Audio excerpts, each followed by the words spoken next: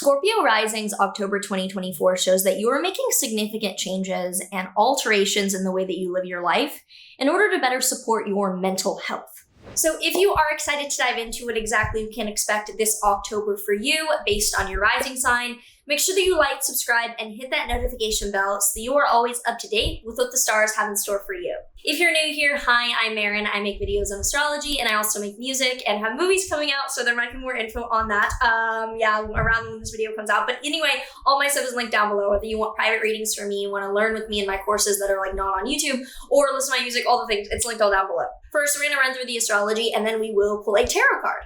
So we start out this month on October 2nd with a solar eclipse happening in your 12th house of mental health and inner spiritual private path and choices. So whenever there's 12th house activity, for some people, it might be more challenging, such as dealing with drug addiction or mental health issues. For other people, if you don't suffer with that and you don't have that kind of a chart, it could just be spiritual decisions or decisions for your mental health and well-being. So over the past year and a half, this eclipse cycle has shown a clearing out and a letting go of bad habits or things that are not in support of your mental and spiritual health. You might have been getting rid of addictions, afflictions, or bad habits. This eclipse now shows that you're committing to making a decision rather than cutting things out of your life. So even though the past year and a half has been a lot of cord cutting or ending habits, this actually shows a decision to start something or embark on something anew for your mental health. Then on the 5th to the 6th, Mercury, also in your 12th house, will be squaring Mars in your Cancer 9th house. This shows that you might feel as if your mental health is being aggravated by either school or travel requirements that are just driving you a little bit crazy, and dealing with instability is difficult amidst that. Then on the 7th to the 9th, Mercury and Venus, now in your Scorpio first house of self, will be trine Mars in your 9th house.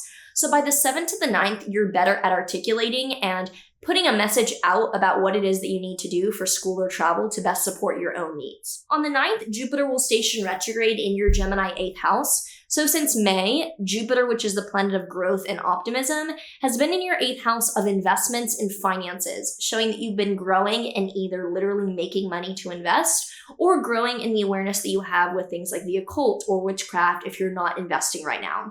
Jupiter going retrograde shows that instead of making more money to invest, or instead of making new kind of like spiritual witchcraft decisions, you are looking inward at what you've already done or adjusting what you've already accomplished in order to better refine that for the remainder of the year. From the 12th to the 15th, the sun is going to square Mars again between your 12th house of mental health and your 9th house of school and travel. So it's kind of showing again that a requirement that you're having or something with effort around long distance travel or high level education is interfering and disrupting your mental health priorities. Then on the 14th to the 15th, Venus in your first house will be opposite Uranus in your 7th house of relationships. So do be aware and on the lookout for batshit relationship occurrences middle of this month.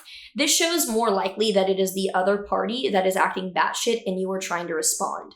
So this probably is showing that this is either a serious romantic partner or it is a business partner or best friend. This is not like a casual dating person. This is like the person in your life is being batshit. Then on the 17th, there is a lunar eclipse in your Aries 6th house. So this lunar eclipse shows a really important long-term letting go of something around either physical health, diet, exercise, medicine, wellness, or people that you work around. So it could be that either you're cutting something out of your life, such as working out in a certain way due to injuries, or it could be that you are letting go of people who work for you and like cutting some of your team out or hiring new people and you have to fire people. So this is ending a year and a half cycle of focus on this area of your life. So over the past year and a half, you've probably either been focused on getting your health in check physically, or you've been focused on hiring or building up a team and you're now letting something go along those lines. Also on the 17th, Venus is entering your Sagittarius 2nd house, showing that you are probably going to be making money or making income more easily during the remainder of this month and into November. On the 23rd, the sun will then enter your Scorpio first house. So for Scorpio season, the last week of October and the first 3 weeks of November, you're going to have more attention on you, more spotlight on you, and more ability to get other people's eyes on you. On the 26th to the 29th, Mars will trine Neptune between your 9th house of travel and education and your 5th house of dating. So a positive way to end this month actually is the fact that it looks like creativity and dating are helping you get back on track with either school or travel things that have been difficult for you this month. However, on the 28th, Venus will score Saturn between your second house of income and fifth house of dating or creativity. So do be aware that these creative or dating things that are going on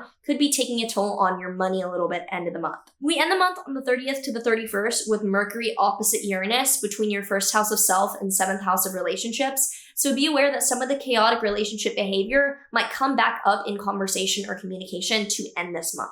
If you have any thoughts or feelings around this October, let me know in a comment down below. I'm interested to hear how you're feeling about this upcoming eclipse season.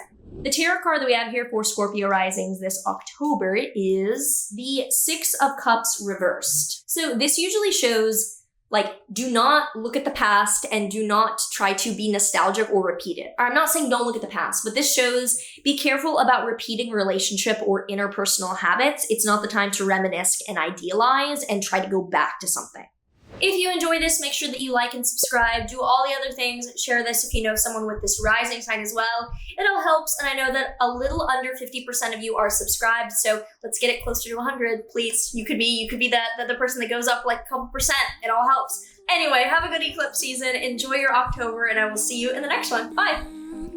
Oh, there is one thing you're all